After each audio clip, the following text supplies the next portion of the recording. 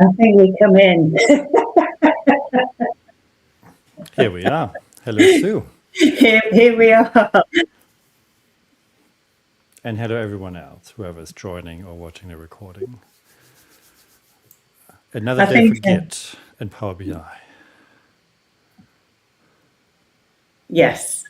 I was trying to be very professional and to send the PowerPoint through they're still work in progress. I still have to have it on another screen. So we're getting there. We are. Okay, absolutely. Right. And how are you?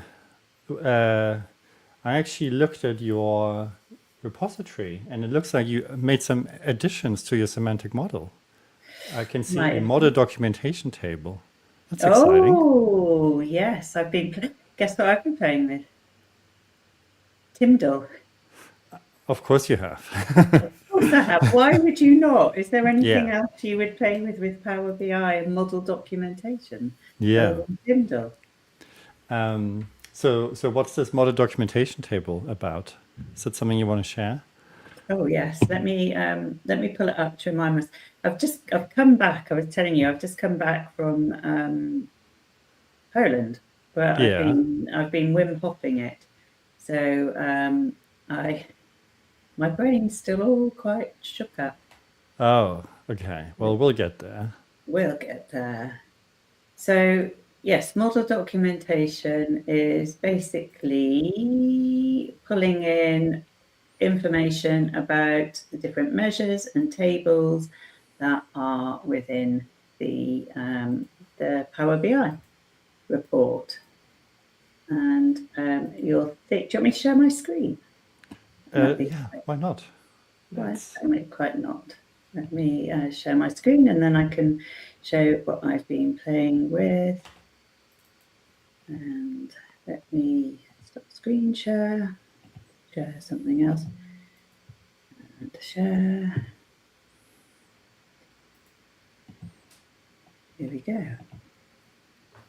So with StreamYard, you have to share the screen, then you have to add it to the stage. So it's all these things, they have their own little. So basically, replacing using Tyndall, the model documentation, where it's showing me the different measures and how many columns there are. And well, you know more than this. You wrote this, but you know this much better than I did. So did you grab that script from somewhere? Is that absolutely yes? Okay. I definitely did. And what I love particularly is that this you can use on anything. So many of the Tyndall scripts, you can drag and drop them in here and then apply them to the model. And the one in particular that I find useful for everything is the date table one, because when you drag it in, it's also organized your metadata, not just your normal data within the table. So normally you'd have to create a date table and then say, I want to sort this column by this column, and I want this in this format and that in that format. But with Tyndall, it pulls in the metadata, so it's got all of that, which wraps around your data, which makes it so much more useful. So thank you for that.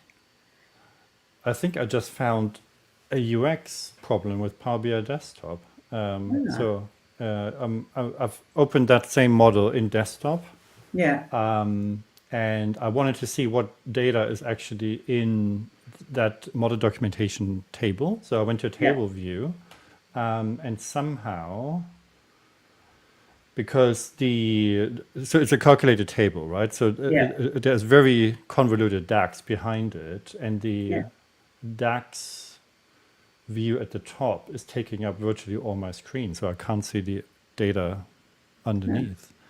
How is that the same for you, or is it just my problem? If you go to table view on the left, to the second down,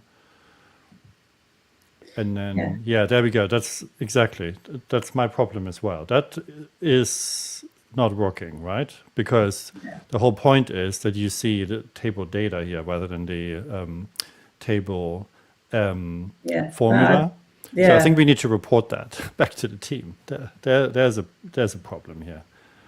Yeah. Everywhere else it works fine, and here for some reason you can't collapse it unless you can't. You can collapse it, but it would be nice to have. Oh, actually, I found it now.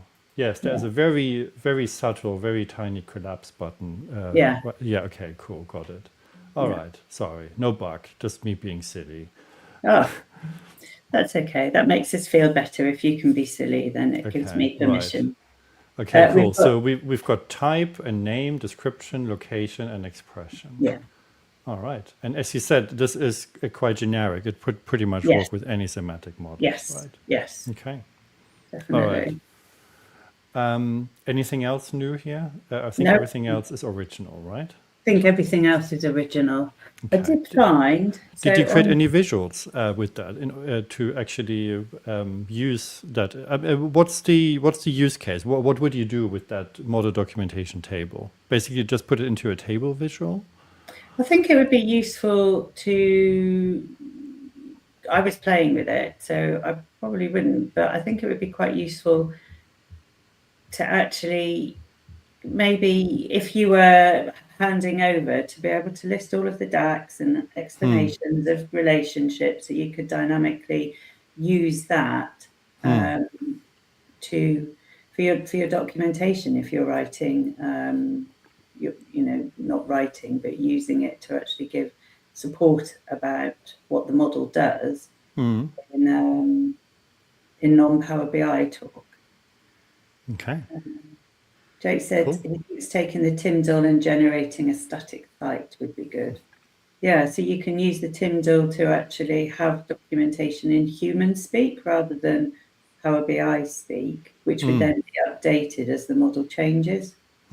It's quite often, if you're a developer, then you understand what the Power BI report is doing. But if you hand it over to people that aren't quite as familiar, then you can use the terminology and explain what's happening. Okay. This is otherwise a scanner API for overall catalogue reporting. Not sure I'd know how to do that, Jake.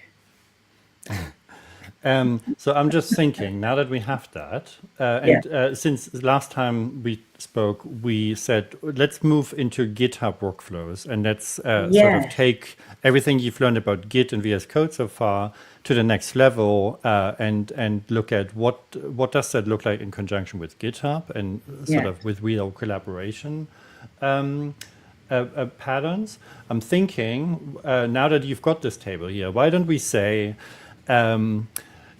we have a new business requirement that says create a new report page that actually lists this model metadata from that new documentation table with some slicers allowing us to actually list and filter what's in the model.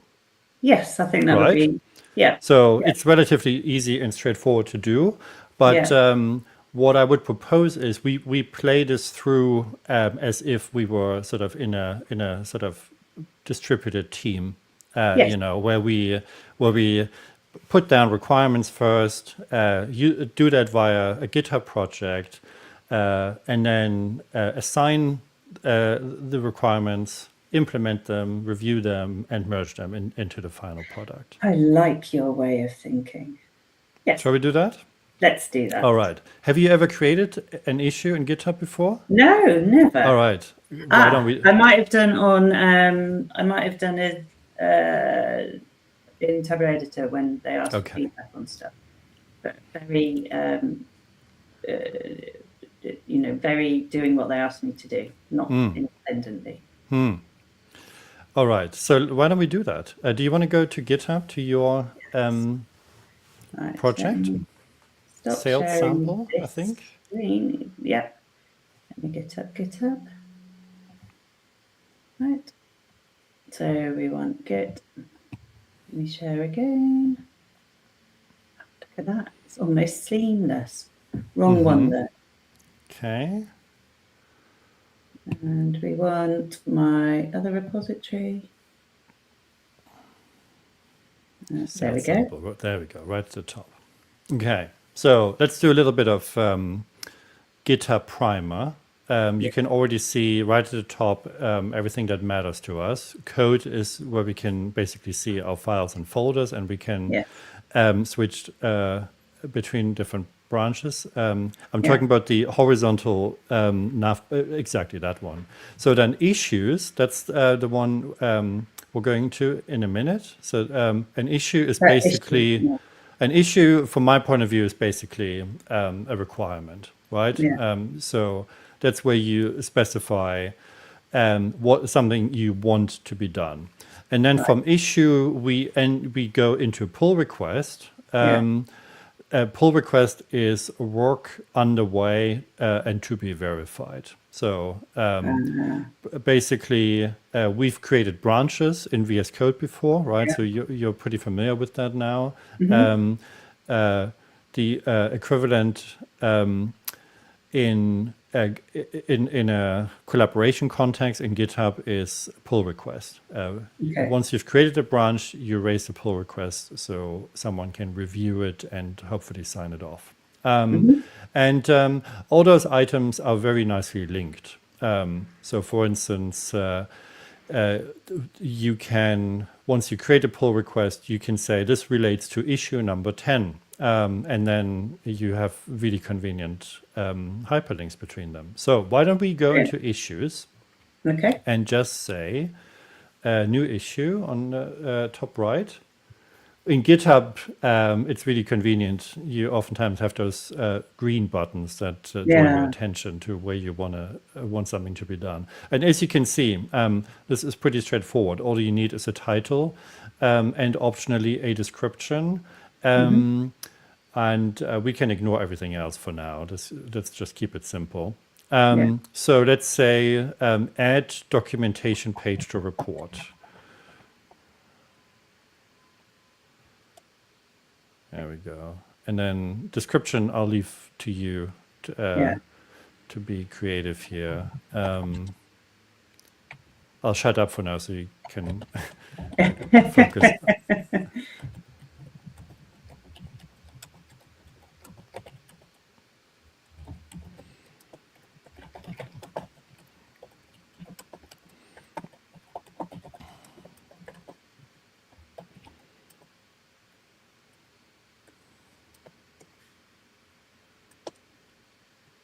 That's okay, isn't it? Very good, fantastic. And so, by the way, obviously we focus on Git here, but unless you live under a rock, you know that everything is around AI nowadays, and everyone's talking about agentic workflows. So anything related to AI is particularly relevant when it comes to text, right? So, and when it comes to specifications as well.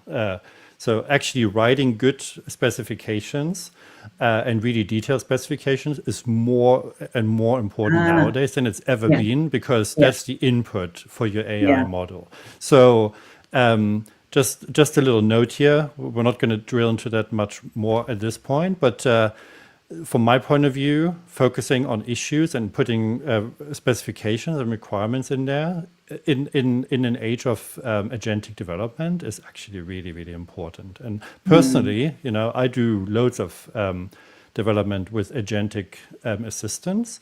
Personally, I use a GitHub issue workflow extensively, you know, to not only to hand something over to an agent, but actually also using an agent to create those specifications to begin with. So it gets quite meta there. And so that's why what we're doing right now, is sort of in a really fundamental way, is actually really, really relevant as a general skill moving forward. And I think it's useful to understand the basics before you hand it over to AI to do it for you. You need to understand what you're asking it to do and why it needs to be done in a certain way. Yeah, that's why we're doing it all manual right now, and so we actually understand sort of what it looks and feels like. I think your commit button is probably hidden at the bottom of your screen. There we go. So just create. Great. And I see up there I can assign it to people. You can assign, you can put labels there, but you don't have to do any of that. It will just distract us for now. All we need is that issue. Create and when you then, create, and then you're going to see this has been assigned number 2. In GitHub, the link to issues and pull requests is always using the hash symbol. You can also see the number 2 in your URL in the browser address bar. So there we go. So this is where the 2 comes in. Gosh, that's very simple. Yeah, absolutely. Yeah. And now coming back to branches, my very, very sort of strong recommendation is to align feature branches or working branches with issue numbers. And, we've talked about there are all sorts of ways how you can name branches. There aren't any strict standards. So I would strongly recommend to incorporate the corresponding issue number into your branch name. You can do all of that manually, but also GitHub helps you. If you scroll down a little bit, I think it just makes perfect sense. Look at that. GitHub on bottom right under the development heading actually has create a branch for this issue. There we go. So if you click that, it does a lot of sort of that tedious, it does a lot of that tedious groundwork for you automatically. So there we go. You can, and it will create a separate branch called number 2, add documentation. There we go. So you can modify the branch name here. This one is quite verbose. I personally would structure it a little bit. I would, for instance, say issue /2 or something like that. /2.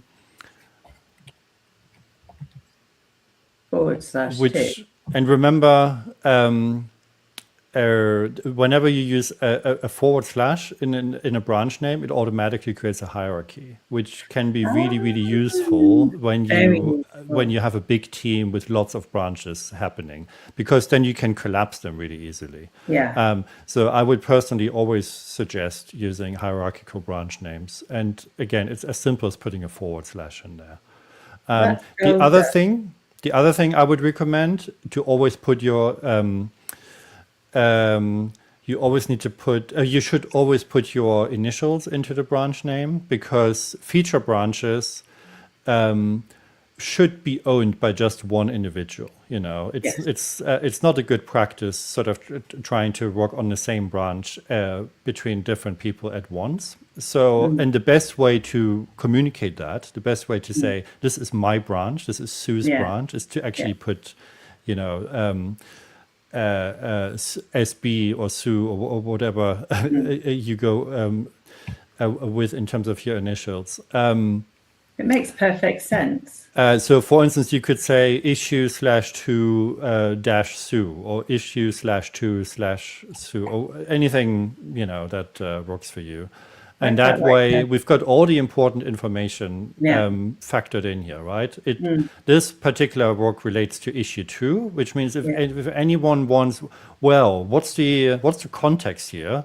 All you need to know is number 2. You go to the project in GitHub, you put 2 into the address bar in the URL, and then you've got the context with respect to what was requested, right? And then who's responsible for this? It's Sue, because you don't have to ask around. You don't have to remember anything. It's in the branch name, right? So that just makes sense from my point of view. Would you put any text there, or because you could go back to the issue 2 and see? And I guess yes. So I personally like to not just put the mere number there, because obviously the number ultimately doesn't mean much when you get into the hundreds. I would put a very, very small descriptive token, basically, Yeah. one or two words or so. Something About like our that, exactly. documentation page. There we go. Fantastic. You've created 4 hierarchy levels now. It's probably a bit excessive, but Okay. it will do the job. Personally, I would probably use a hyphen rather than a slash for those. Do avoid white space. It's not a good idea. Never put a white space in a branch name. So Can mess you up. issue to Sue our documentation page. There we go. Fantastic. And then branch source basically means which existing branch is your new branch going to be created from. In this case, obviously, it's going to be main. And usually that's what you would do. So we don't have to worry about this right now. And then let's just do Which one? create branch. Checkout locally is what we want because we're using VS Code. We're not using GitHub Desktop. Okay. So there we go. Which also means now we're going to have to switch into VS Code. So I'm guessing you want me to copy this. No, you don't have to. You don't have to do that. We can do that in VS Code. Okay. So if you could open up, please, your Almost local like folder. I knew that you would want that. So looks like you've got some pending changes here. Shall we do a bit of cleanup? Because if you want to reuse this folder but work on a new issue, you need to make sure that it's clean as far as Git is concerned, in the sense that you can't have any uncommitted files. And right now, you can see the 2 batch there. It means there are some pending changes. Okay. Do you mind just collapsing the graph window? That way, yeah. Remember a few episodes ago, we made the mistake of not seeing all the changes because some of them were blocked. So there we go. So you've got 2 pending visual changes here. They need to disappear. Either you commit them or you, there are 3 things you can do. You can commit them, but then you need to basically be sure that that they are meaningful. You can ignore them, as in revert them, or you can stash them. Let's put a asterisk on that. Remind me at some point in the future. I'll explain what stash is. For now, I would just I think ignore, because it's just ignore everything. Yeah. Let's just ignore them, just so we get a clean slate here. You can do that right next to changes. And then click on the arrow that's bending to the left. That's the one. Yeah, discard all changes. There we go. All right. So now that's clean, which means now we can actually switch to your newly created branch.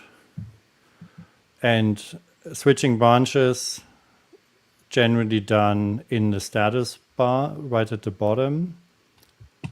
You currently have Sue1 open. If you click on that, it will then show you which branches are available both locally as well as remotely. And you can see your new remote branch was actually detected. So you can now click on that, and then it will pull it down and will automatically check it out, which means we can make that change here.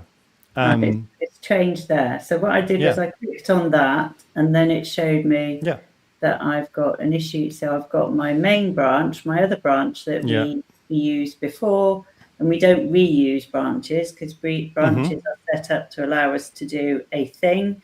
And once that thing is done, then we close that branch. So it's nice and clean and tidy. And now what we've done is we've created an issue. I love this. So we've created an issue in GitHub so we can say what we're doing. And then what we've done is then it's automatically sent it to Visual Studio Code for us to work on. And guess what? You don't even have to toggle back to your browser now to see what's in the issue. Obviously, we do remember what's in there, but let's say you had a more complex requirements document. Yeah. You can open it directly in VS Code. If you go to the GitHub panel, so you can see that on the very left where you've got all the icons. Exactly. So that's the GitHub extension. If you click on that, it actually links to your pull requests and issues. And This so seemed to take forever last time. I was rewatching the video, and this. Oh yeah, did we have a problem with that? We did have a problem. It took forever to load. Right. So we'll look at that. Right. Yes. Okay. We probably need to do another offline we'll credential fixing here. Yeah, and then we'll tell you what we did to fix it. Okay. Yeah. So that must be GitHub credentials. Do you mind just quickly clicking on the account icon, which is the second from the bottom? This one? Yep. And so at the top, where it says database GitHub, could you click on manage trusted extensions? Yeah. Yeah, look at that. So the GitHub extension, which is the one we need here, is enabled, and it also says last used 39 minutes ago. So it's definitely got everything it needs. Yeah, that looks like we need to do some offline we can check that out. tweaking there. So for everyone watching, in an ideal world, we would be able to see the issue description here. Next time round, we'll have that sorted for you. But I think it's useful for people to see that, because you read the documentation sometimes and you think, and it doesn't always go quite as smoothly. So it's useful to see that, there are different steps that you need to be aware of. Jake says he likes the occasional stash to move changes between branches. Yeah. Yeah. So personally, I use that extension extensively. And I even use it to write my issues and to comment on it. So, in an ideal world, when VS Code behaves, you can do everything in the same tool. You don't have to switch back and forth between different tools, because that's always quite disruptive for your workflow. And I think it's a PIC, problem in chair. All right, so we need an actual change now. But actually, we don't want to go massively beyond 30 minutes, right? So why don't we start a change in desktop? Just put a quick little a quick new page in there, and then the remainder of the workflow we'll then cover next time. Let's just put in description, and we've got some measures. Number of columns, measures, relationships, number of tables. Let's just see what we've got. That's not particularly helpful. Well, I think name and type is probably something we'll want. And we'll probably want to use type also as a slicer in addition to the table. There we go.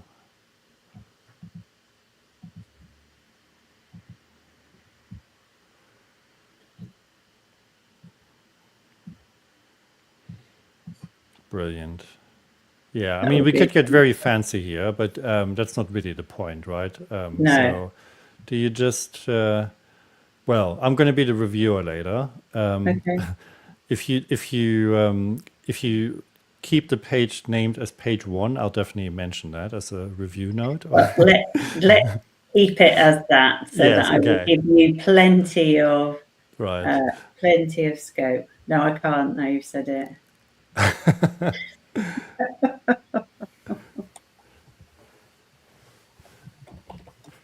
you go. Okay, very good. Cool. And yeah, so if you just, I mean, I'm assuming this was opened in the folder we're looking at in VS Code, right? So if you save now, the changes should come through there.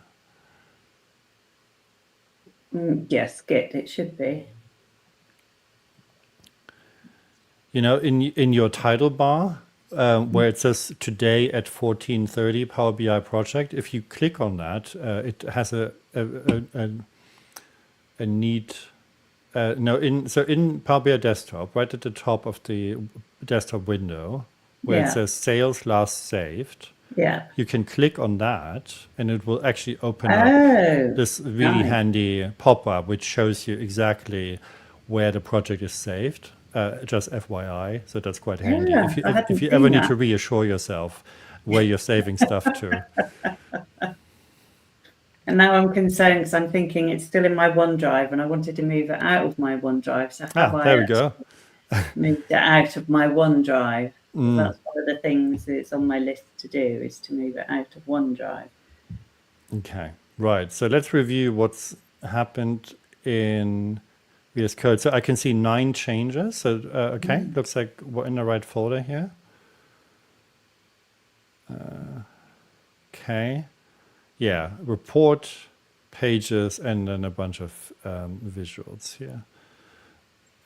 Can you stop it doing these things where the visuals have moved by? No. No. Microsoft can, but Yeah. I can't. I like that.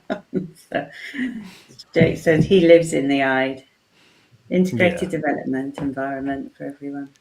Okay. Yeah, OneDrive issue. Yeah, I really do need to sort my OneDrive out, Jake, for sure. To wrap up, why don't we just review the changes here and commit them, and Yes. then keep it there? Okay. We're still going to run over a little bit, but I think it would make sense, sort of, Yes, at least it's a nice finishing with commit. committed changes. Okay. Yes. Yes. All right. So, I mean, there are 2 approaches here, right? You could just add everything as stage changes and put a message there. And basically, so that's the ignorant approach, where you're saying, I don't really care what I've done. I just want to commit it, right? Oh, we're not doing that. That's not recommended. No. The other approach is you look into each file and assure yourself that the change that's showing here is actually intended.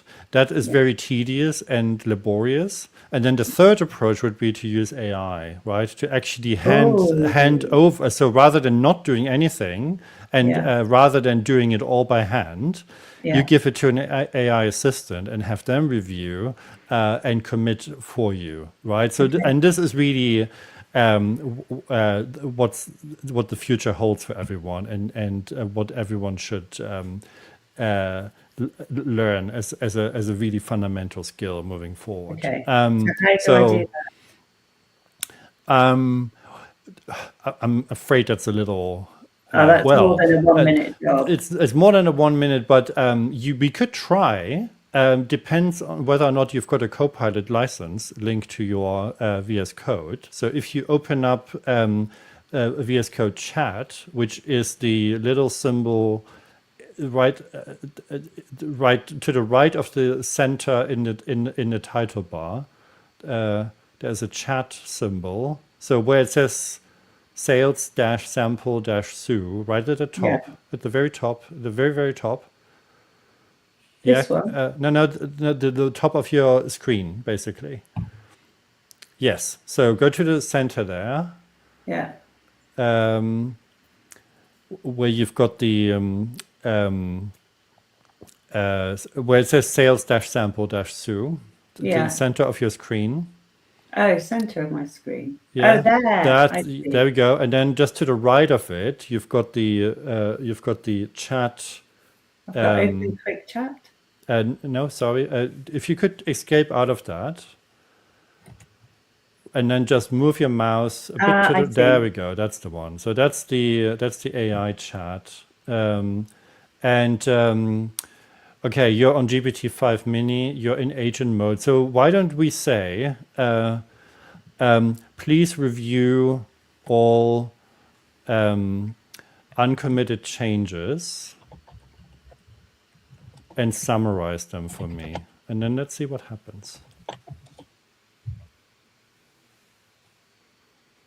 Oh, model MCP server. And that may well shoot us in the foot right now, depending on what sort of tools and MCP servers you've got configured. But it's always worth giving it a shot.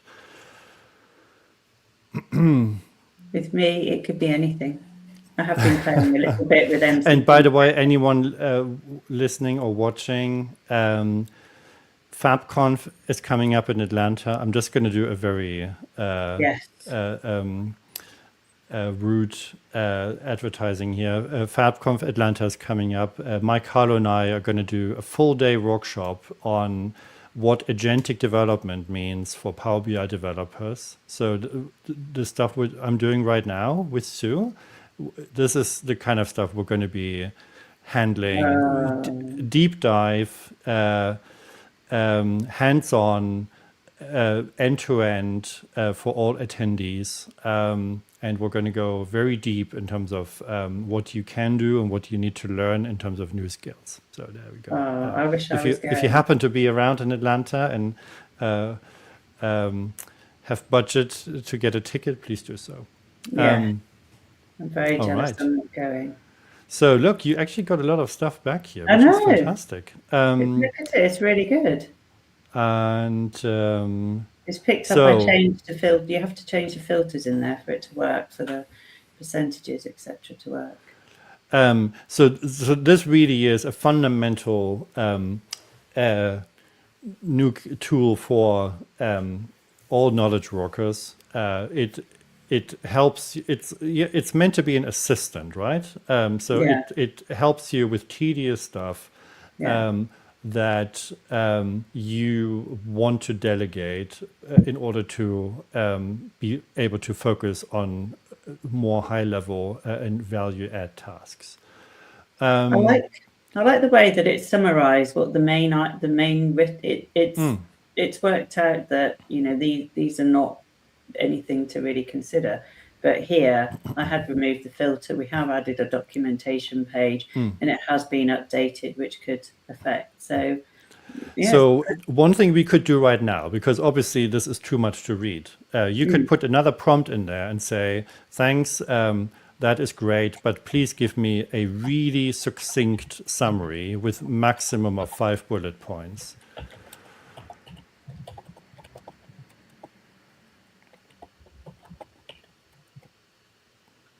And then it'll do that. And that will be much more useful for what we need right now.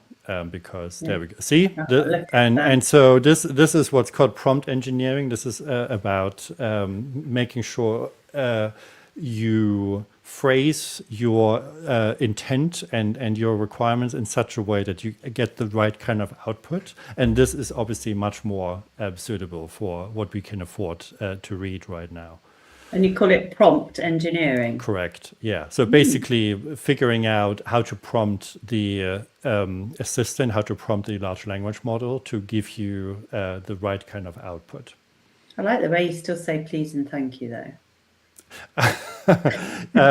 Yeah, I don't know. I always do. And I think it's nice. I'm not sure whether or not that makes a big difference, but makes a big difference. The thing is, I really do treat my agents like I would a coworker. I interact with them, like a coworker, and I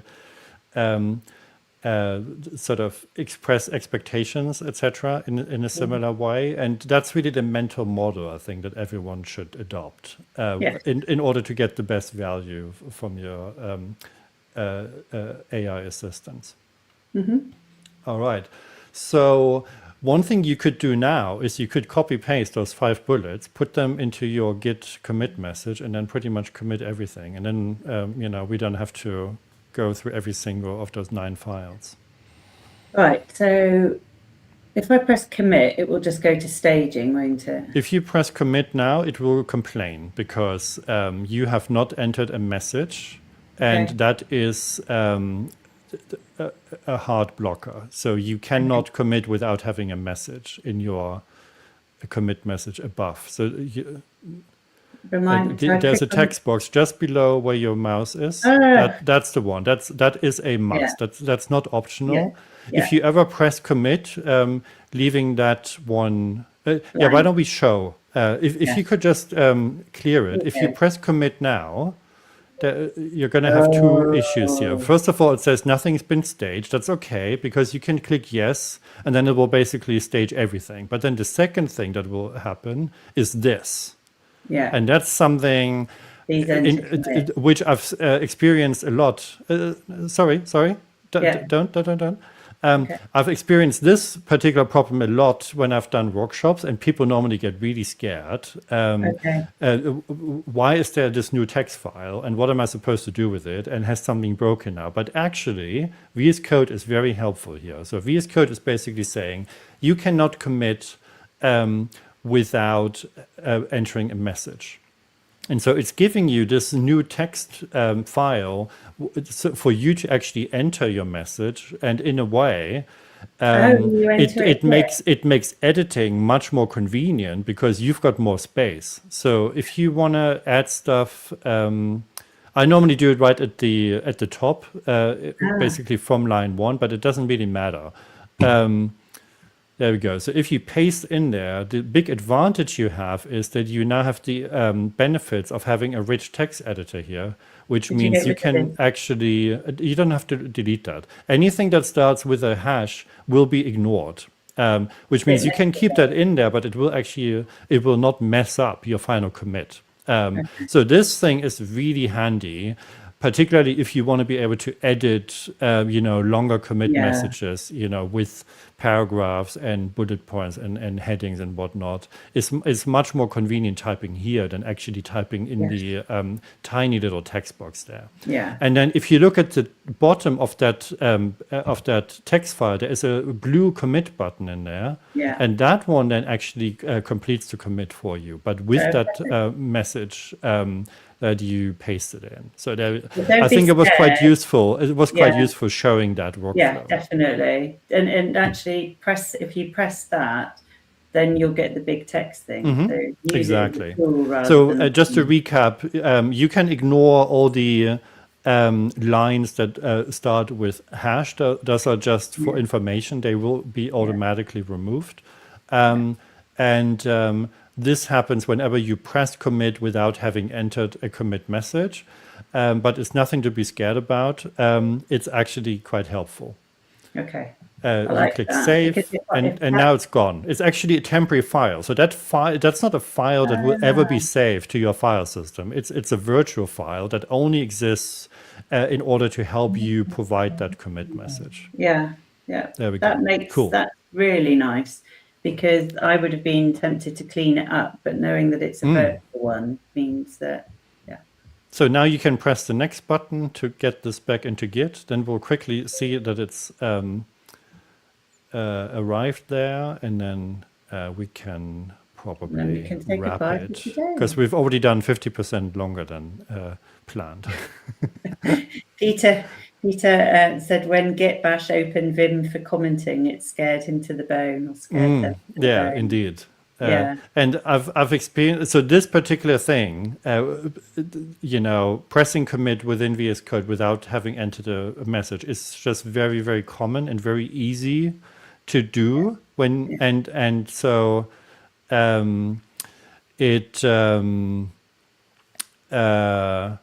should not be scary, but you sort of need to see what's the happy path here. Yeah, I like that, happy path. Okay, right. We like a happy path, don't we? Let's have a final look at GitHub to see what's happened in there. Right, so if you want to refresh this page,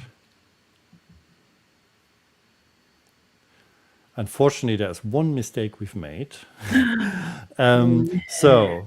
Because I was getting too distracted with other stuff, what we should have done, we should have put #2 into the commit message. If we had done so, GitHub would automatically show on this page that particular commit, but we forgot, and I'm very annoyed about this now.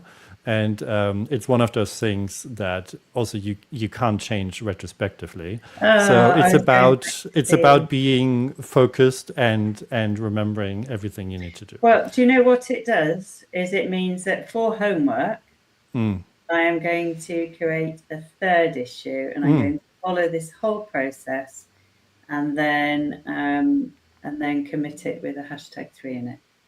Fantastic.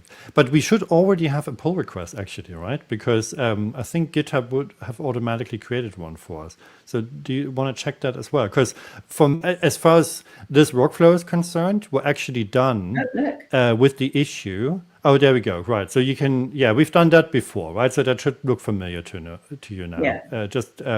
It's very convenient. Git noticed a new branch, and it will automatically sort of allow you to create a pull request, just basically pressing 2 buttons. And then create pull request? Right. Yeah, there we go. And right. And so from now on, the issue is irrelevant, right? That's done, because the issue is just about basically refining the requirements. Everything from now on, as far as workflow is concerned, happens in a pull request. Okay. There's one particular thing we've missed here as well. There's a so-called closing keyword that you can put into the body of the pull request. So let's do that one quickly. If you could, so the blue box that's currently highlighted has a 3-dot menu in the top right corner, next to the badge that says owner. Oh, no, you've lost me. Right. Okay, hang on. So this box, there we go. And that one, if you could go to edit, and then if you could scroll down just to the bottom of this, put a paragraph in there so we get a blank line. And then literally type closes space #2. There we go. Cool. Yeah, and then update comment. So this one is a particular. I have to click on that, no, don't worry about it. It's fine. Just press update comment. So there we go. And so this is a particular keyword that GitHub actually recognizes, and it will mean that once this pull request is merged, the corresponding issue number 2 will automatically be closed as being done. And so, this is as simple as putting in this phrase, closes #2. Everything else is automated. So it's those tiny things that you need to get into your muscle memory. But once you have that, you get a lot of automation for free, basically. Okay. And how would you, I know we can't go back and do it, but where would you have put the #2 in the comments within VS Code?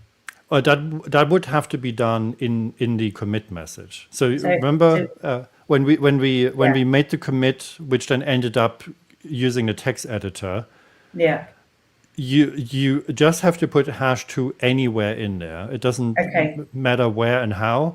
But as long as the token #2 is in there, crucially without any white space in between, GitHub will automatically pick it up. And it will then show any commit that happens to have #2 inside it. It will show them linked on the issue page, which is very, very handy, particularly for sort of bigger features that have lots of commits linked to them. All right. So that was an explosion of new things, probably. But why don't you create issue 4 actually? No, it would be 4 because interestingly, inside GitHub, issues and pull requests are almost interchangeable in terms of their numberings. So 3 is now taken because 3 is the pull request, which means the next number is 4. So why don't you create issue number 4 on your own? Maybe tinker a little bit by already creating a feature branch for that and making some commits. Remember to put #4 as a symbol inside those commit messages, and then you should see how everything is linked together. Brilliant. Oh, I'm very excited about that. Thank you very much. No worries. Okay. And we'll sort out why my thing isn't refreshing before next session. That was Oh, yeah. wonderful. Thank Lots of you. homework. Thank you, everyone, for joining us and for your comments. And